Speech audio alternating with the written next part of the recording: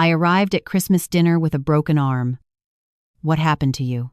everyone asked. "You'll see soon enough," I said quietly. My son laughed. "She had a little bit of a rough day yesterday, so my wife had to teach her a tiny lesson."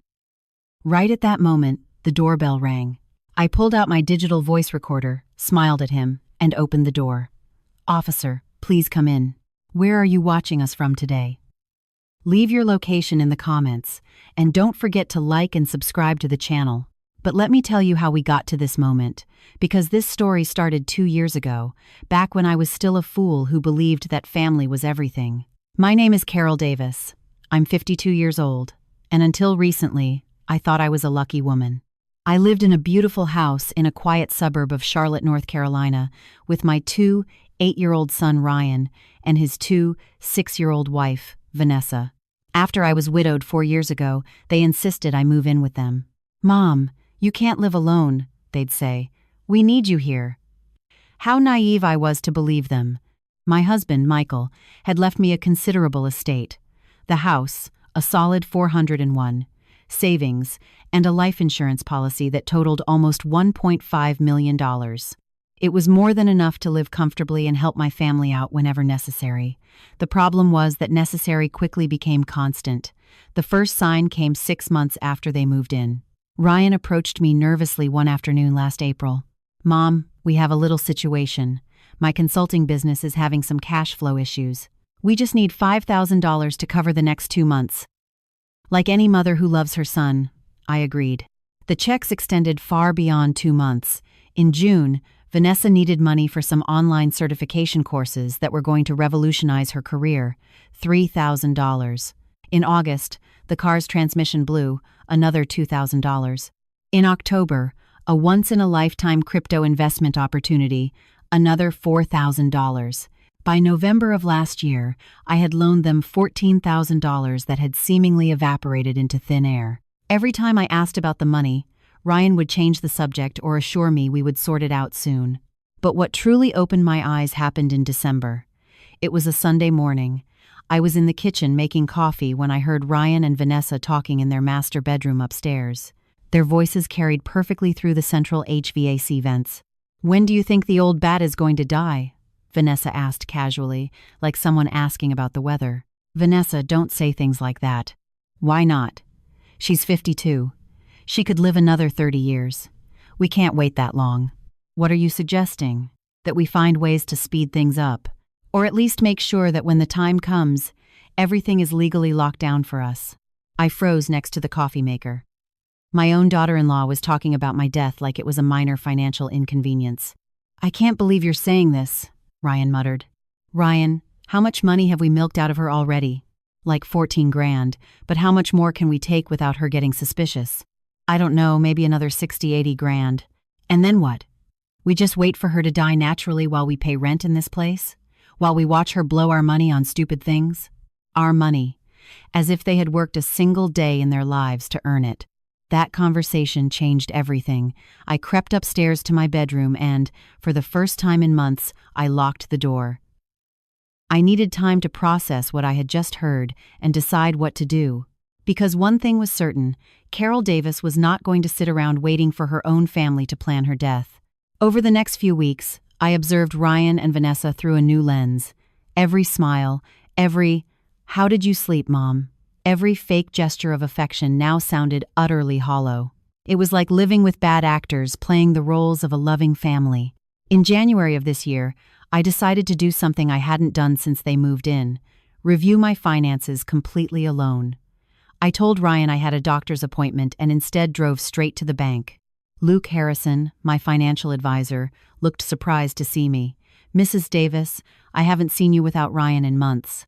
"That's exactly why I'm here, Luke. I need to review all my financial statements without anyone's help." "Is there a problem?" "I hope not, but I want to be sure." What I discovered was worse than I had imagined. Aside from the loans I had consciously agreed to, there were small, regular withdrawals I didn't recognize. $50 here, $100 there, always on Fridays when I was at my water aerobics class. "Luke, these withdrawals, I didn't authorize these. They were all made with your debit card and your PIN, ma'am." "You don't remember them?" I suddenly remembered that Ryan had helped me memorize my new PIN after Michael died, just for emergencies. Mom and I, trusting him completely, had given it to him. How much do these small withdrawals add up to? Over the last year, approximately $3,500. $3,500 stolen right under my nose. Added to the $14,000 in loans, we were looking at $17,500. My breathing hitched. Luke, I need to make some changes immediately. I changed all my PINs, canceled the authorized user cards, opened a brand new account at a different bank, and transferred the vast majority of my funds there. I left only the bare minimum in the original account so as not to raise immediate suspicion. When I got home that afternoon, Ryan was waiting in the kitchen with a smile that now looked downright sinister to me. How was the doctor, Mom? Fine, honey. Everything is normal for my age. Are you sure? You look a little rattled. It was incredible how he had perfected the art of looking concerned when he was actually just fishing for information. Just tired of the Charlotte traffic. Vanessa appeared from the living room. Carol, we were thinking that maybe you should consider letting Ryan go with you to your doctor's appointments. At your age, it's important to have an advocate. At my age, as if 52 was synonymous with mental decline. Thank you, sweetie, but I can handle my own affairs perfectly well. Of course you can, Ryan chimed in quickly. We just worry about you. That night, lying in bed, I reflected on my situation. I was living with two people who had stolen from me and casually discussed my death like a corporate merger. The old Carol would have confronted Ryan immediately, cried, and begged for an explanation. But that Carol died in the kitchen when she overheard that conversation. The new Carol was smarter, more calculating, and had decided that if they wanted to play games of theft and manipulation, she could play too. And she was going to be much better at it than they ever imagined. The next day, I launched my own investigation. I discreetly hired a private investigator to dig into Ryan and Vanessa's finances. I needed to know exactly what they were spending my money on, because if they were going to treat me like an enemy, they were going to find out they had severely underestimated their opponent. The PI I hired was named Frank Reynolds. He was a guy in his 50s, a retired CMPD detective with a blunt, no-nonsense way of speaking that gave me confidence. We met at a quiet coffee shop downtown. Mrs. Davis, what exactly do you need to know? Everything. What are they spending the money they've taken from me on? Do they have debts? Are there other people involved? I want a complete picture of their financial lives. Do you suspect something specific? I told him about the unauthorized withdrawals and the unpaid loans. I didn't mention the conversation about my death. It sounded too dramatic, even to me. It'll take me about 3 weeks to get a complete dossier, Frank told me. Does your family suspect you're looking into them? I don't think so, but they're craftier than I originally thought. While I waited for Frank's results, I kept up my normal routine, but I watched everything with hawk eyes. I noticed things I had previously glossed over. Vanessa always made a point to be by the mailbox when my bank statements arrived. Ryan asked overly casual questions about my future financial planning. Both of them got visibly nervous whenever I mentioned visiting my attorney to update my will. I also noticed they had started regularly inviting over a friend of Vanessa's named David Turner. He was a sharp-dressed guy in his mid-30s who worked in finance, though he never specified doing exactly what. David constantly steered the dinner conversations toward topics like estate planning, family trusts, and the importance of protecting the elderly from complex financial decisions. One night during one of these dinners, David looked at me and said, "Carol, have you ever considered setting up a power of attorney? It's a very useful tool for families like yours." "What kind of tool?" "Well, it would allow Ryan to manage your finances if you were to get sick or have trouble making complex decisions." "I'm 52, David. My mind works perfectly." Of course, but preventative planning is always smart." Vanessa jumped in. "Carol, David is right.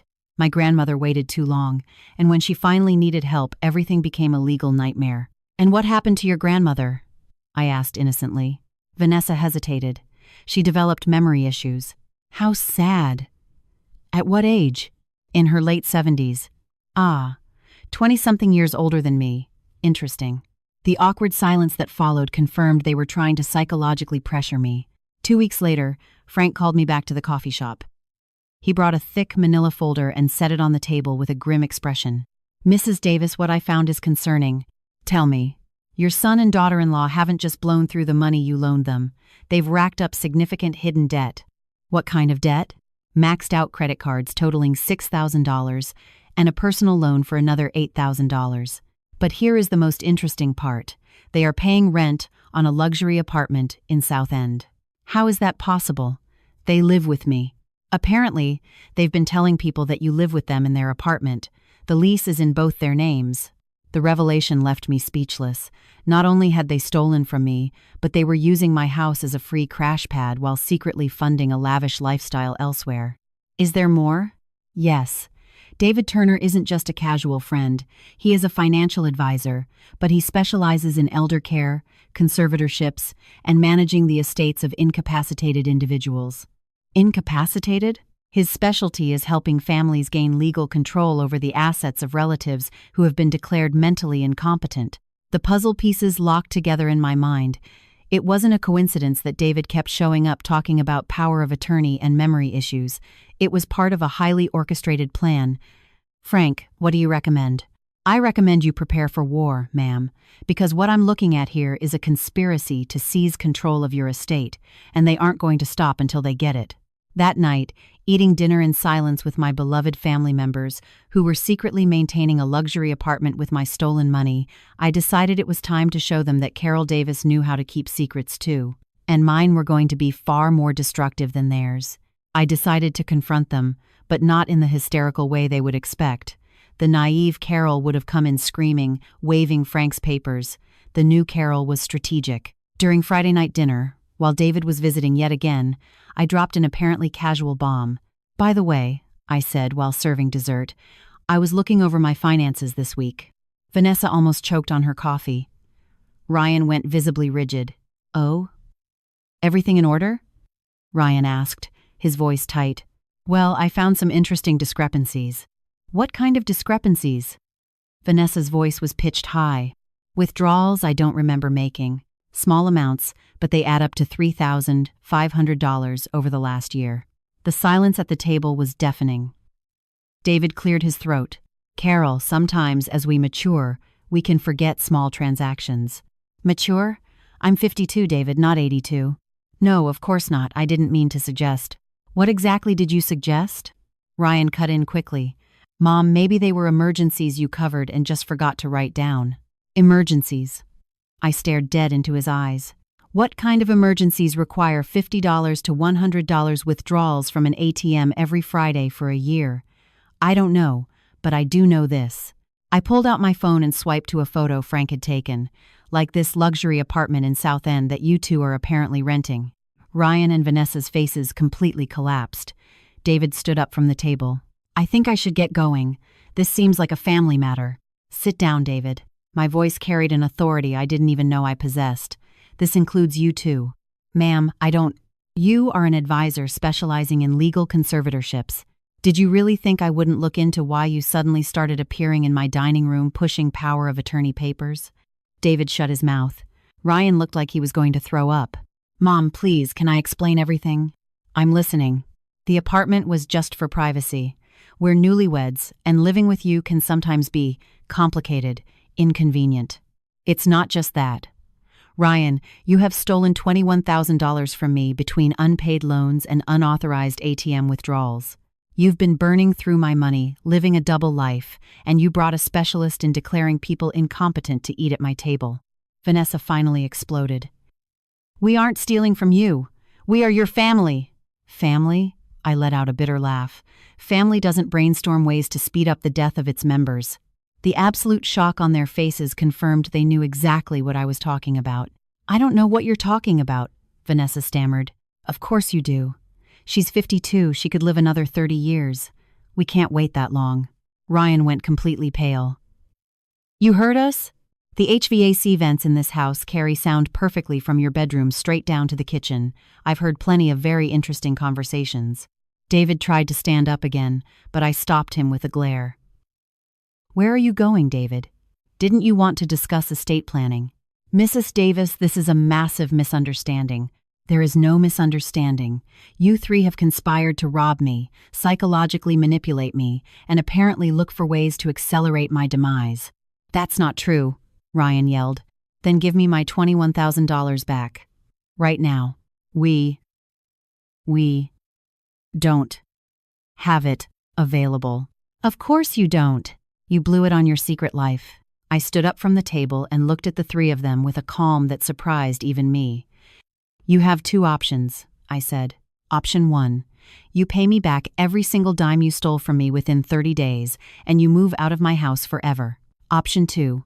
I go to the district attorney and press felony charges for wire fraud, grand larceny, and conspiracy. Mom, you can't. I can, and I will. And David, I suggest you stay the hell away from my family immediately, or you'll be facing conspiracy charges right alongside them. David practically sprinted for the front door. Vanessa chased after him, muttering something about getting lawyers. Ryan just sat there, his head in his hands. Mom, I'm so sorry. Everything just spiraled out of control. Did it spiral out of control, or did it go exactly as planned? You have 30 days, Ryan. Non-negotiable. That night, for the first time in months, I slept like a baby. I had drawn the battle lines. Now it was just a matter of seeing if they were smart enough to back down or stupid enough to keep going. Something told me they were going to choose stupidity. The next 30 days were a silent war. Ryan and Vanessa alternated between giving me the absolute cold shoulder and making desperate attempts at emotional manipulation. Mom, you're destroying your family over money, Ryan told me one morning over breakfast. You destroyed this family the moment you decided to steal from me, I replied, not even glancing up from my newspaper. We didn't steal, we just borrowed it. Without permission. That's called theft, son. Vanessa opted for the victim strategy. She would cry frequently during phone conversations just loud enough for me to hear. Yes, Mom, Carol is kicking us out on the street. No, there's nothing we can do. Yeah, she's been acting really erratic and paranoid lately. Maybe you should try talking to her. What a talented actress. Too bad her audience was so limited. On day 20 of my ultimatum, I received an unexpected visitor. It was Eleanor Vance, Vanessa's mother. Carol, darling, can we talk? Of course, Eleanor, come in. Eleanor was an elegant woman in her 60s, possessing that southern diplomacy you only acquire through decades of country club practice. Carol, I'm so worried about this tension between you and the kids. The kids, Eleanor? Your daughter is 26 and my son is 28. You know what I mean. Vanessa tells me you've had some misunderstandings regarding money. Misunderstandings? Is that what you call the theft of $21,000? Eleanor looked genuinely taken aback. $21,000? Your daughter didn't mention the amount, did she? She just mentioned some minor family loans. Eleanor, let me show you something. I pulled out all the evidence Frank had gathered. Bank statements, photos of the luxury apartment, credit reports showing Ryan and Vanessa's massive debts. Eleanor reviewed it all in dead silence. Her expression morphed from confusion to shock, and finally to something that looked a lot like deep shame. Carol, I knew nothing about this. Did your daughter not mention they're living a double life on my dime? She told me they lived with you because they were aggressively saving to buy a house.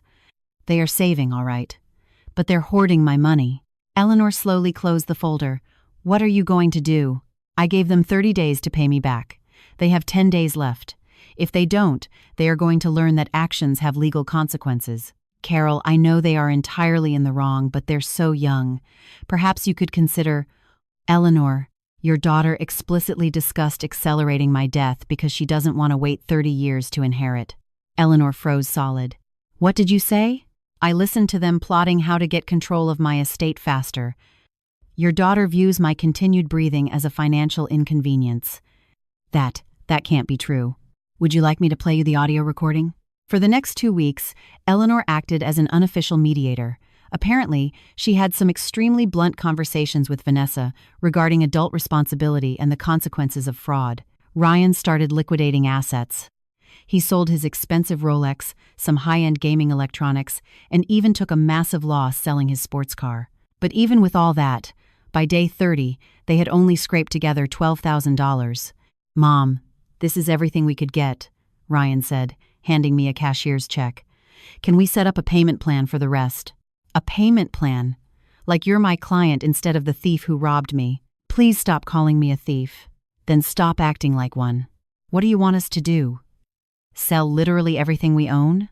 Everything you own, Ryan. You bought with my money. We're your family. Family doesn't steal, Ryan. We've been over this. That night, I made a decision. First thing in the morning, I was going to visit my attorney to formalize the criminal charges. I had given them a 30-day grace period, but clearly, my generosity had been mistaken for weakness. It was time they learned that Carol Davis was no longer a doormat for anyone, not even her own flesh and blood. But what I didn't know was that Ryan and Vanessa had also made a decision, and their plan was infinitely more sinister than anything I could have imagined. The next day, I went to see attorney Patricia Vaughn, a sharp criminal defense and elder law attorney Frank had recommended. Her office was in a sleek downtown high-rise, and she possessed an intimidating presence that instantly commanded respect. "Mrs. Davis," she said after reviewing all the evidence, "you have an incredibly solid case for felony grand larceny and wire fraud. What kind of timeline are we looking at for a trial? Depending on how aggressively they defend themselves, it could take anywhere from 8 months to 2 years, but with the paper trail you have, the chances of a conviction are extremely high. And the consequences for amounts over $10,000. We're talking anywhere from 2 to 8 years in state prison." The reality of what I was contemplating hit me like a ton of bricks. Sending my own son to prison wasn't something I had ever envisioned when this nightmare began. Are there alternatives? A full voluntary restitution before charges are formally filed could mitigate the criminal process, but they would have to do it immediately. I drove home that evening, resolved to give them one final, absolute ultimatum. But what I found when I walked through the door changed the trajectory of everything. The house was dead silent. Ryan and Vanessa were gone, which was odd because they had been avoiding going out to save cash. I walked upstairs to check their bedroom. The door was cracked open. When I stepped inside, I instantly noticed things were missing. Most of their clothes were gone. The dresser drawers were practically empty. But on the desk, I found several documents they had left behind. As I read them, the blood froze in my veins. There was a printed quote from a law firm specializing in hostile conservatorships and declarations of mental incompetence. Beneath it was a blank application for an involuntary 2-hour psychiatric hold, a Baker Act. But what terrified me the most was a handwritten list in Vanessa's handwriting titled "Symptoms to Document." Memory loss, severe paranoia, erratic behavior, unfounded accusations against family members, irrational financial decisions. At the bottom of the page was a scribbled note. "David says with 3 or 4 months of solid documentation, we can easily get the conservatorship granted by a judge. Then everything is ours." They hadn't run away to escape. They had retreated to regroup and launch a counteroffensive. They were actively conspiring to have me declared legally insane so they could seize control of my entire estate. I immediately called Patricia. "Carol, this escalates everything," she told me. "This isn't just petty theft anymore. It's a premeditated conspiracy to commit major fraud." "What does that mean?" "It means we can't wait. We have to strike right now before they file any of these motions." "What do you suggest?" "Go straight to the police precinct tomorrow to file the criminal charges. And Carol, I highly suggest you hire private security." "Private security? Isn't that an overreaction?" "Carol, they are trying to legally strip you of your human rights. If that fails, they might resort to other methods." The next day, while I was sitting in the precinct waiting to speak with a detective, my cell phone rang. It was an unknown number. "Carol Davis." "Yes, Carol, it's David Turner. I believe we need to have a conversation." "We have absolutely nothing to talk about, David. On the contrary, I have a proposal that is very much in your best interest to hear." "What kind of proposal?" "One that will save you a tremendous amount of legal trouble and public embarrassment in the near future." "Are you threatening me?" "I'm simply offering a dignified exit to an incredibly unfortunate situation." "Where are Ryan and Vanessa?" "They are in a safe location, considering the aggressive threats you've been making against them." "Threats? Demanding they return the money they embezzled is a threat?"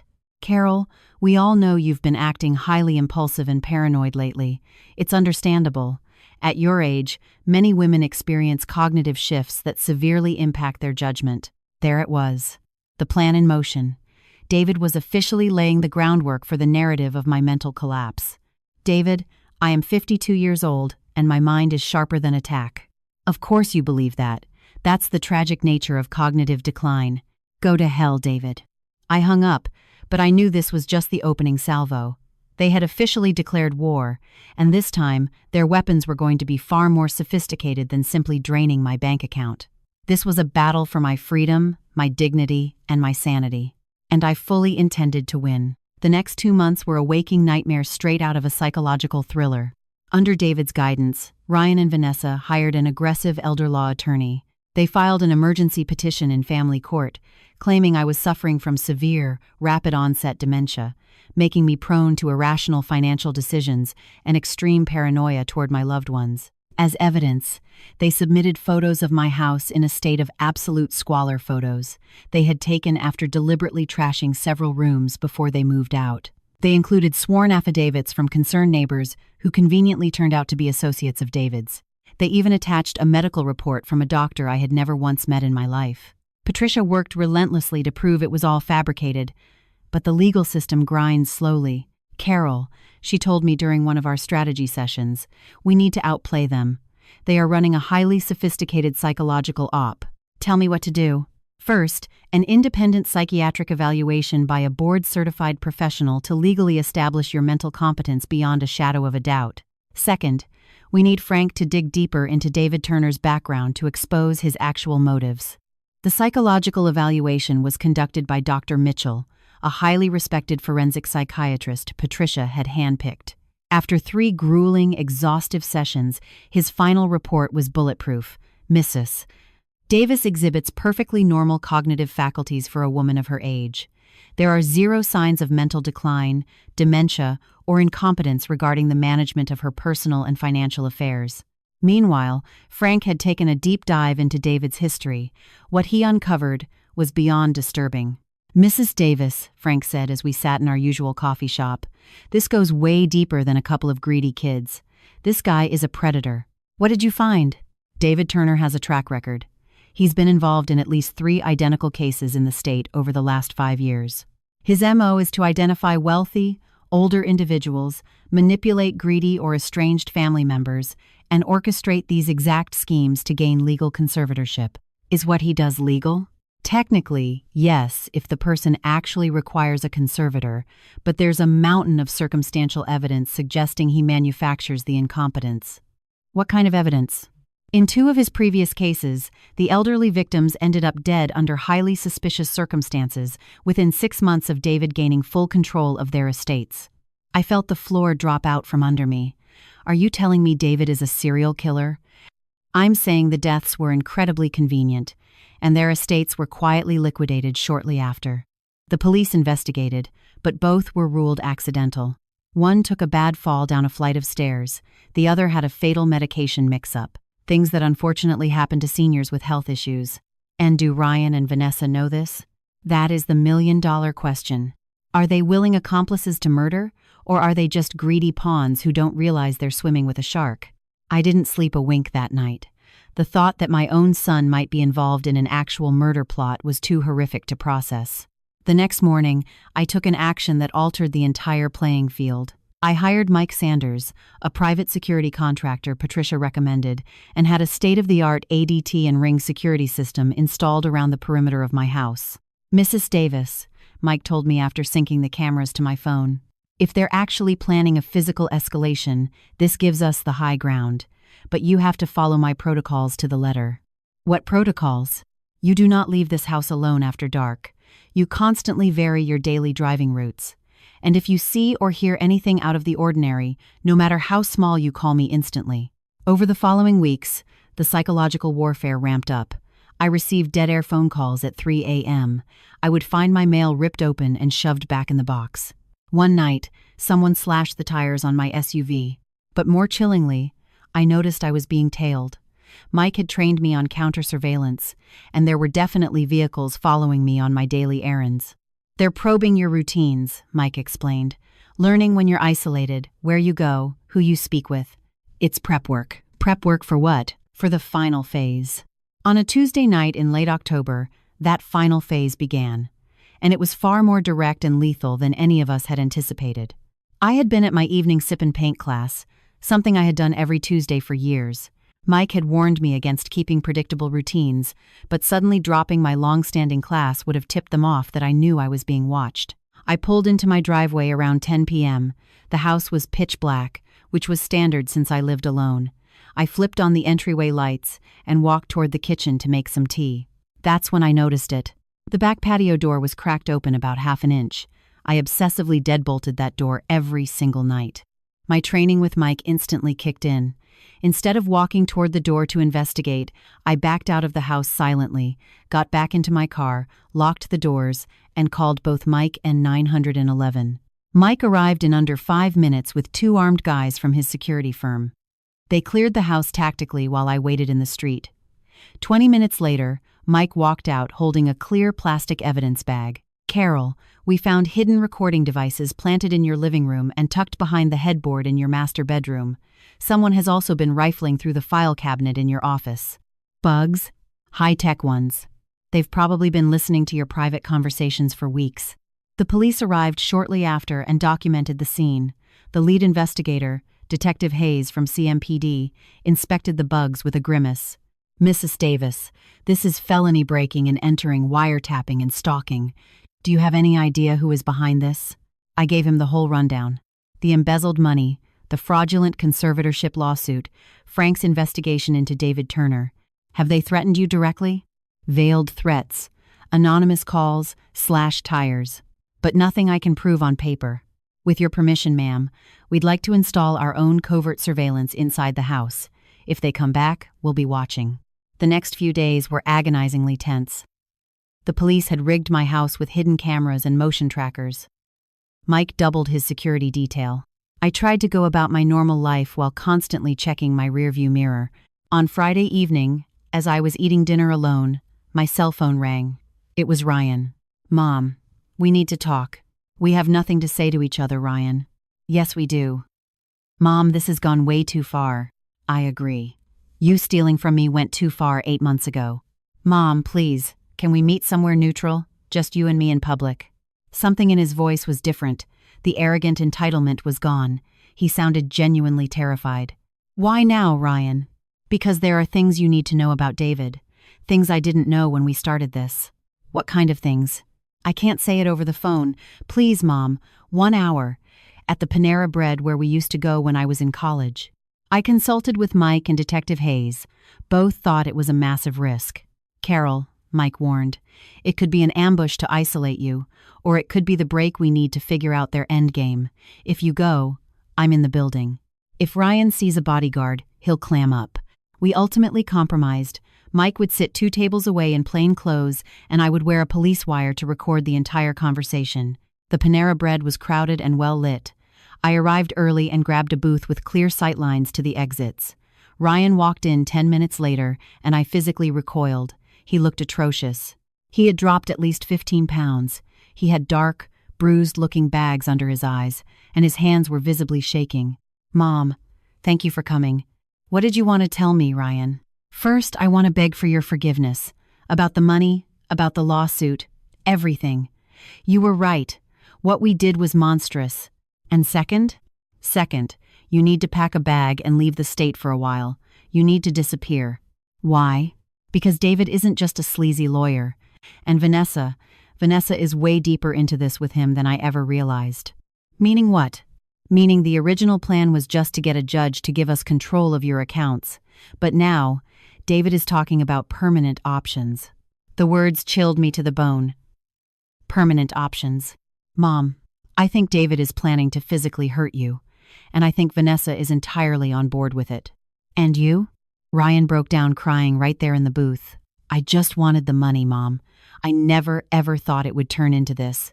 But now I'm terrified of David, and I'm terrified of what Vanessa is capable of." "Ryan, what exactly do you know?"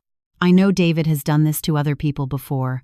I know that his other clients ended up dead. And I know they are surveilling you 24/7, waiting for the perfect window."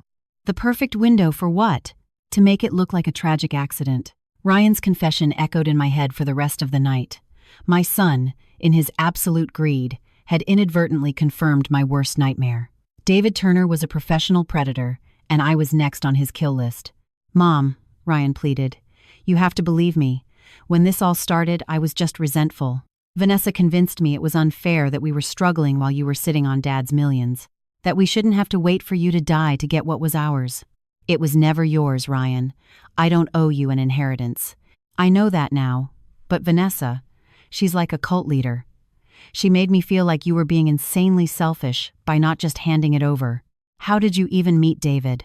Vanessa met him at some wealth management seminar. He approached her after she complained during a networking mixer about your inheritance being locked up. He approached her. It wasn't a coincidence. No, Mom. He hunts for this. He specifically targets families with wealthy, aging parents and disgruntled kids. Does Vanessa know about the body count? Ryan wiped his eyes. At first, I don't think so. But now, I think she does. And I don't think she cares. Why would you say that? Because of the way she talks about you now. She doesn't even view you as a human being anymore. You're just an obstacle between her and a payout. And how do you view me? He looked at the table. As a mother, I have fundamentally betrayed. I spent the next 48 hours debriefing with Patricia, Frank, and the CMPD. Patricia had secured an emergency subpoena to officially investigate David's financial records. Frank was coordinating with out-of-state jurisdictions where David's previous victims had died, but everyone agreed on one thing. My immediate physical survival was the absolute priority.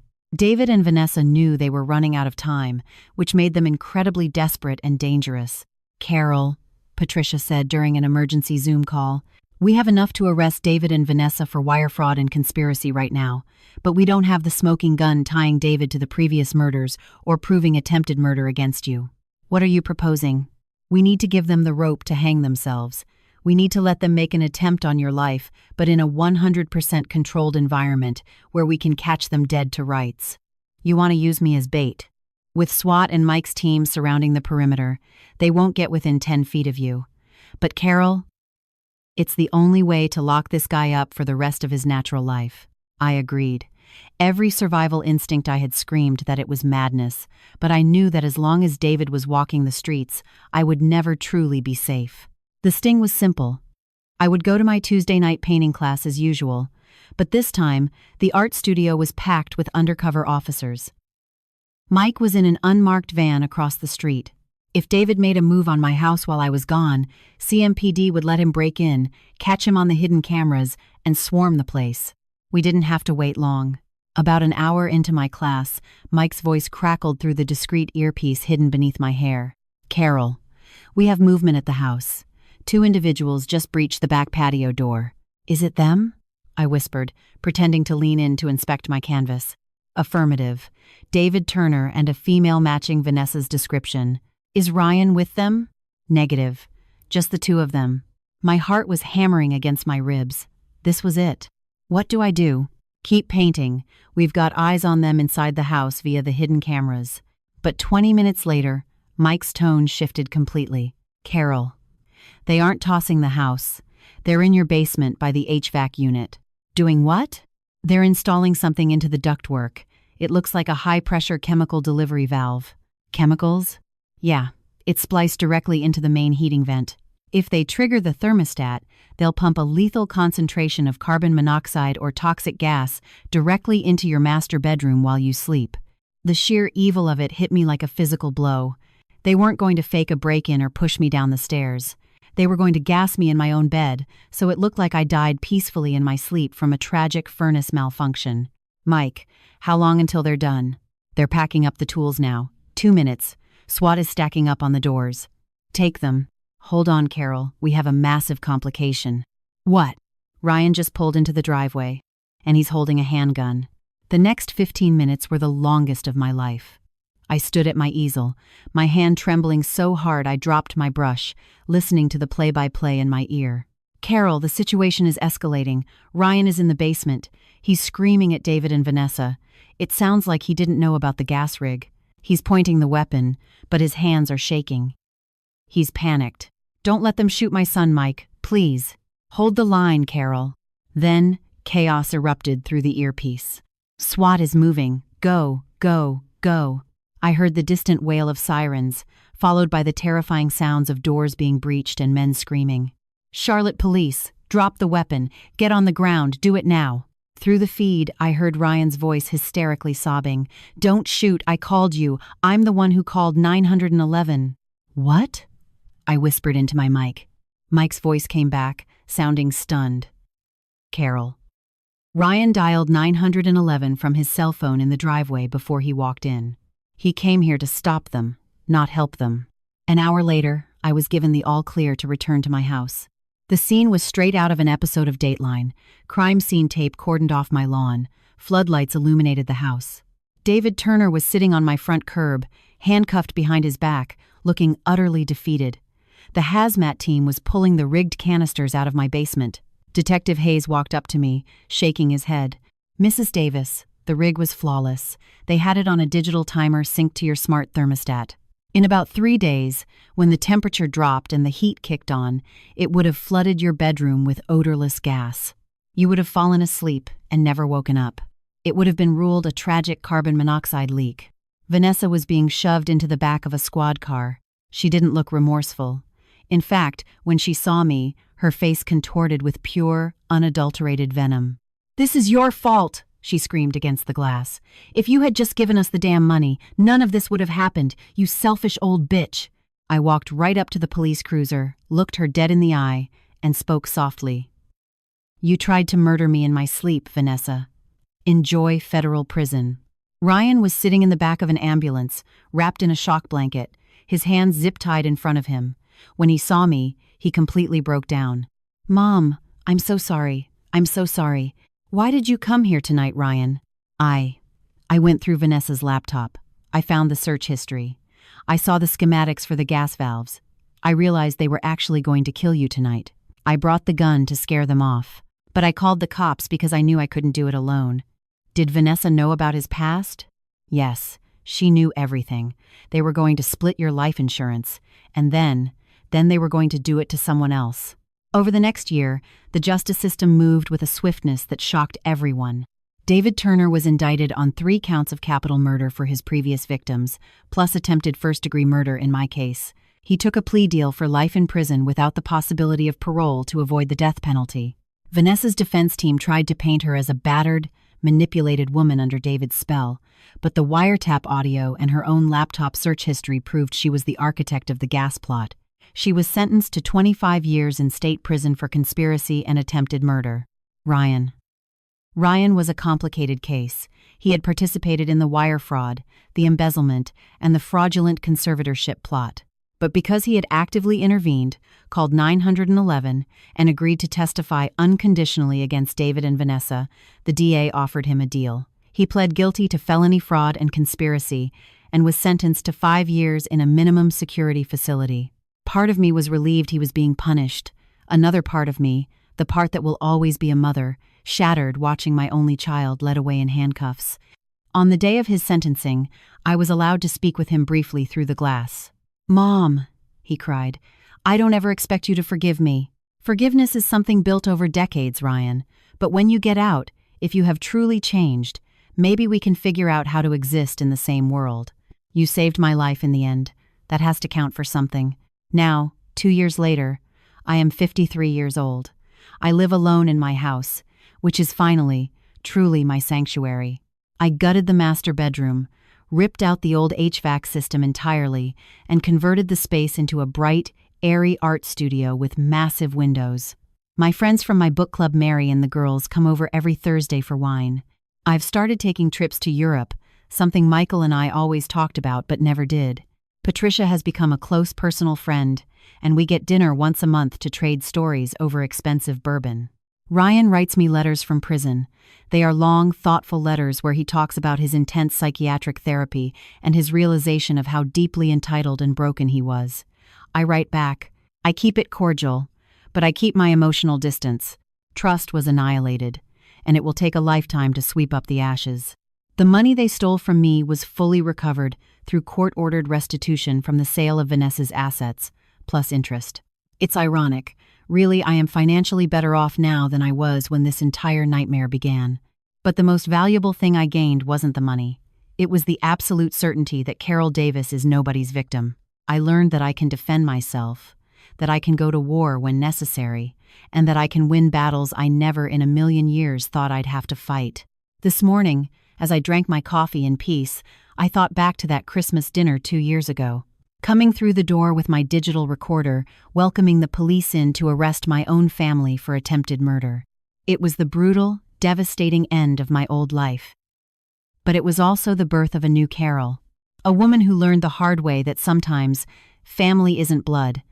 Family are the people who respect you, who value you, and who absolutely do not try to pump carbon monoxide into your vents while you sleep. So, if anyone out there looks at a 3-year-old widow living alone in the suburbs and thinks she looks like an easy mark, I suggest they pull the court records. Because this widow is no longer the sweet, trusting mother she used to be. I am incredibly dangerous now. And I am perfectly fine with that.